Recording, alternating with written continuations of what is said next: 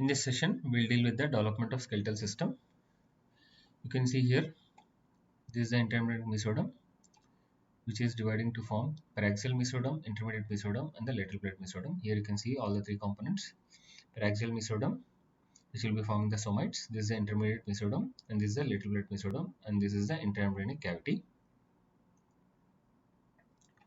The skeletal system develops from the paraxial mesoderm, the lateral plate mesoderm, and the neural crust. So these are the three components which will contribute in the formation of the complete skeletal system in the body.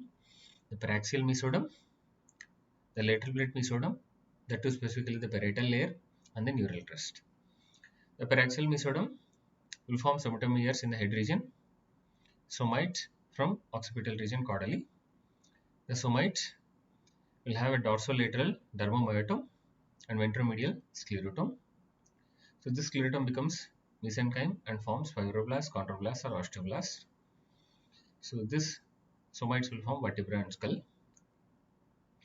This bone forming capacity is also seen in parietal mesoderm, which is a part of the lateral plate mesoderm.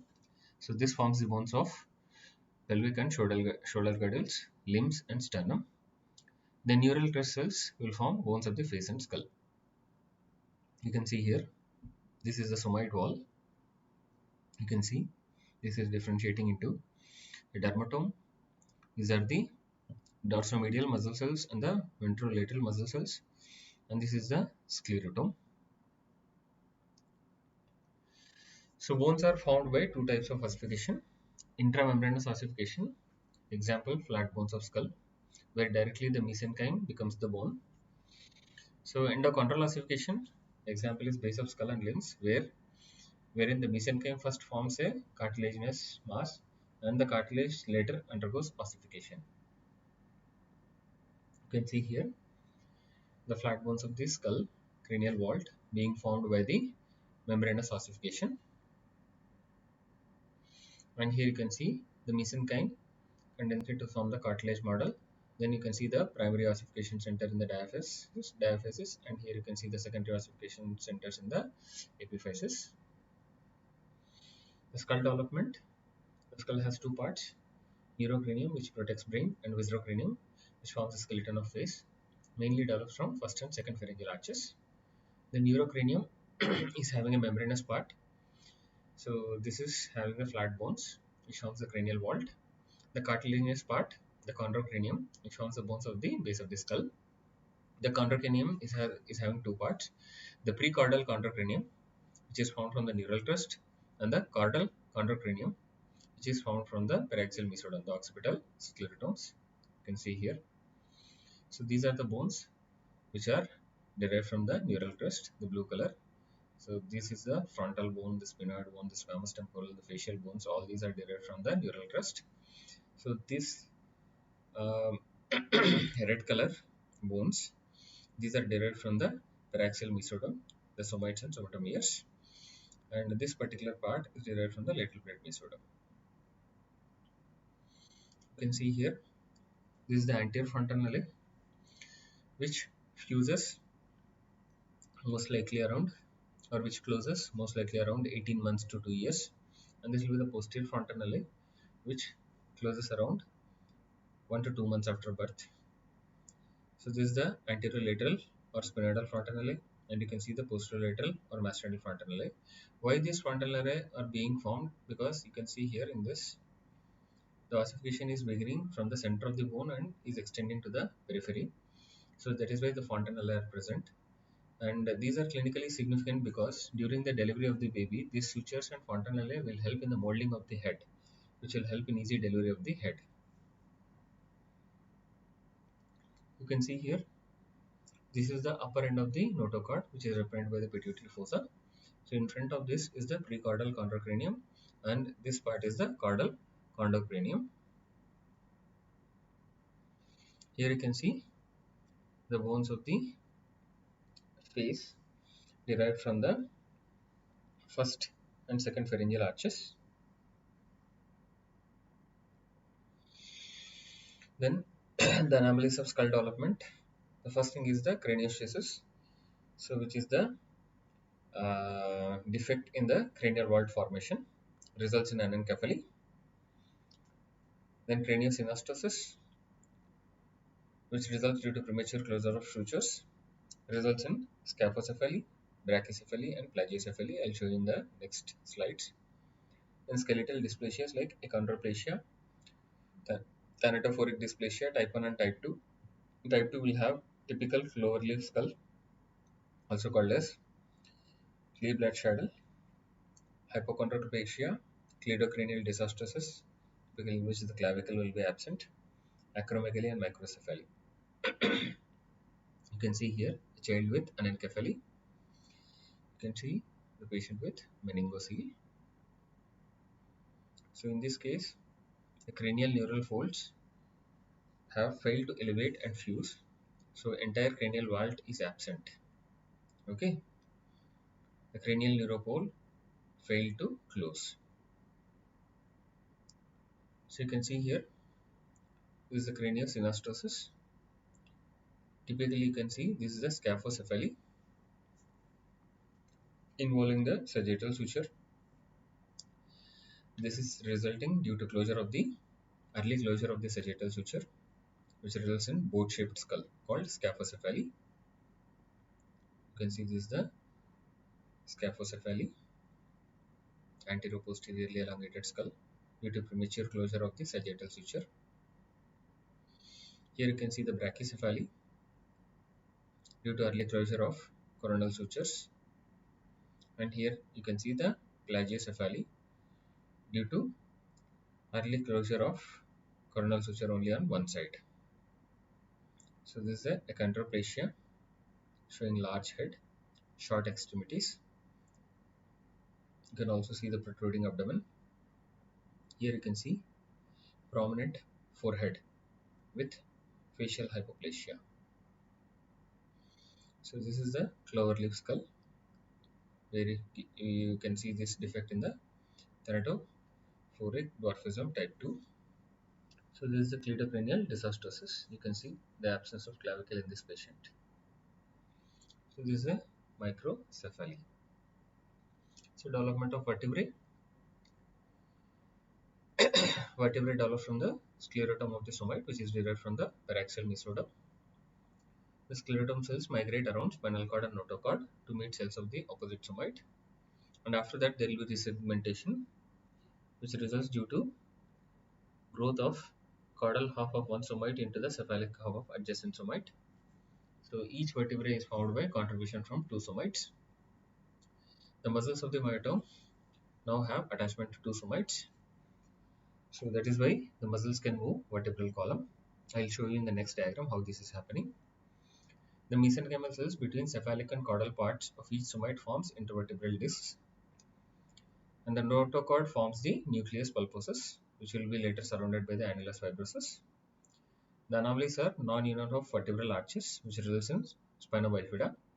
So if only there is cleft and spinal cord is intact, so this is called as spina bifida occulta, and there is cleft with meningocele, that means neural tissue is exposed, then it is called as spina bifida cystica. You can see here, this is the sclerotum. This will migrate around the neural tube and the notochord and forms the vertebra. Now you can see here, this is the initial stage where this is one particular somite and this is one particular somite. You can see these are the intersegmental blood vessels, and you can see the segmental spinal nerves. But later on what happens, this caudal half of one somite is growing into the cephalic half of the adjacent somite. Now observe this particular part, see here. So this is giving rise to one vertebra. That means the caudal half of upper somite and the lower half of the lower somite, this are fusing to form one vertebra. Now what happens?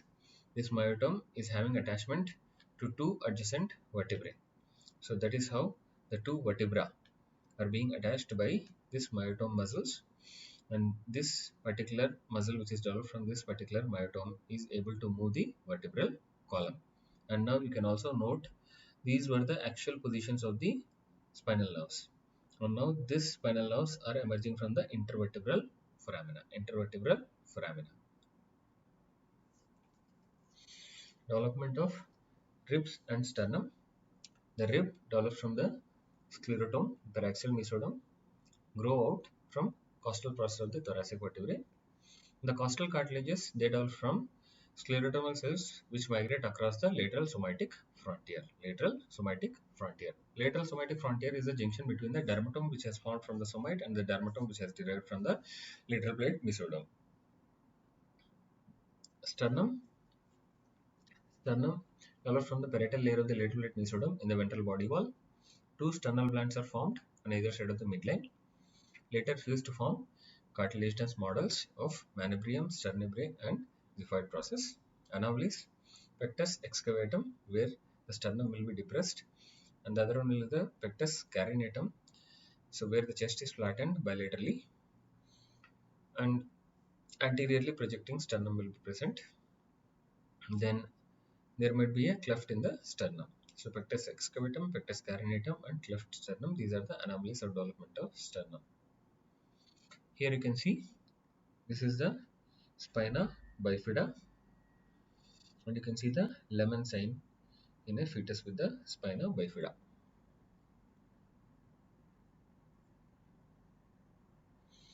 Development of limbs. So during the fourth week, ridge appears on lateral body wall. So during fifth week, limb buds are visible.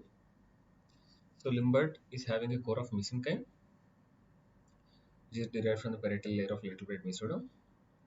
And this core of mesenchyme is covered by the cuboidal ectoderm. The ectoderm at the distal border of the limb bud thickens to form the apical ectodermal ridge. Apical ectodermal ridge keeps the adjacent mesenchyme as undifferentiated zone. This is very important.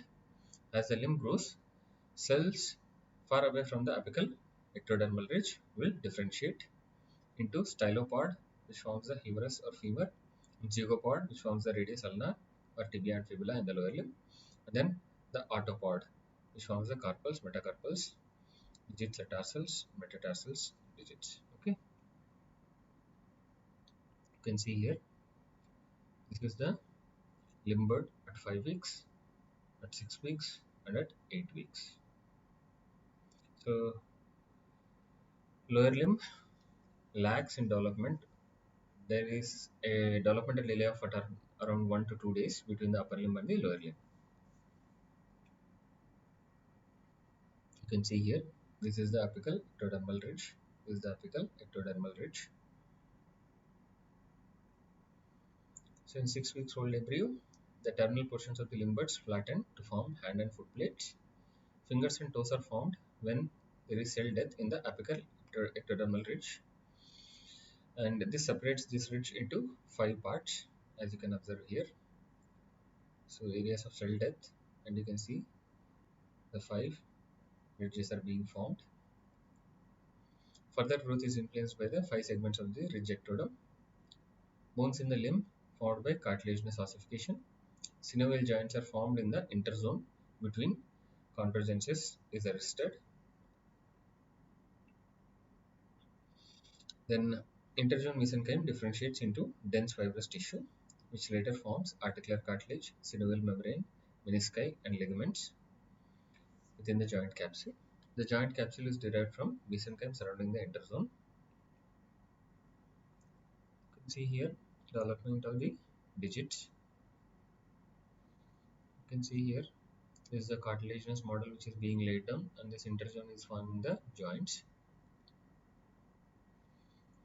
So this is again the cartilaginous ossification of the limb bones, where you can see the mesenchyme laying down the cartilage, and then the primary ossification, and then the secondary ossification. Primary ossification in the diaphysis, and secondary ossification centers in the epiphysis. You can see there are different myotomes, occipital myotomes, cervical myotomes, and thoracic myotomes. And these are the muscles which are developing from the pharyngeal arches. You can see here these are the back muscles which are called as epaxial muscles and supplied by the dorsal primary ramus. These are the body wall muscles which are supplied by the ventral primary ramus, and these are called as hypaxial muscles. can see this is the segmental innervation. If you see on the lateral aspect of the arm, forearm, including the thumb, this is the C6 segment. Here near the shoulder there is C5 segment, and here in the hand you can observe the C7 and C8 segments, and here you can see the T1 segments.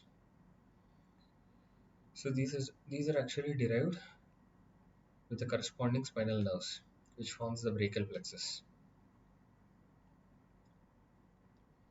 So here you can see the patterning of the limb development. The proximal-distal patterning is by this following transcription factors like radical fringe, engrailed 1 and SER2. And you can see this fibroblast growth factor 4 and fibroblast growth factor 8. These are important for maintaining the undifferentiated zone. And here you can see the most important thing, the zone of polarizing activity. This is very important, which differentiates anterior and posterior. And you can see the dorsal and ventral patterning is by the WNT7, engrailed 1 and LMX1. So this zone of polarizing activity is being done in experimental studies also. As you can see here, the zone of polarizing activity has been grafted to another limb bud. You can see there is duplication. You can see there is duplication. So here you can see the molecules which are regulating the different zones.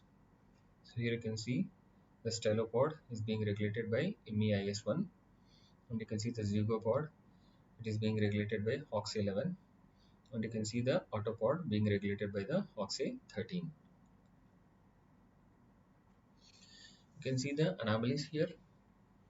So in this particular diagram you can observe there is child with unilateral amelia, so there is complete absence of the limb bud, okay, and multiple defects in the left upper limb.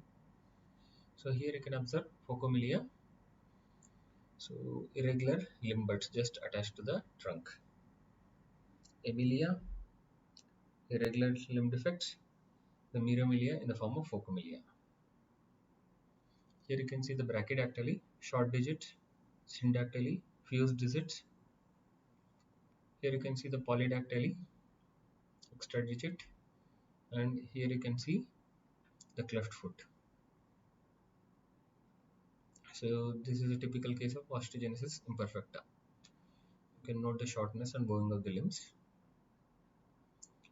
So this is arthrogryposis, where there is congenital joint contractures. So here you can see the amniotic bands resulting in the amputation of the digits. Amniotic bands resulting in the amputation of digits. And here you can see the transverse limb deficiency, which is caused by disruption of the apical ectodermal ridge or due to vascular anomalies. Thank you.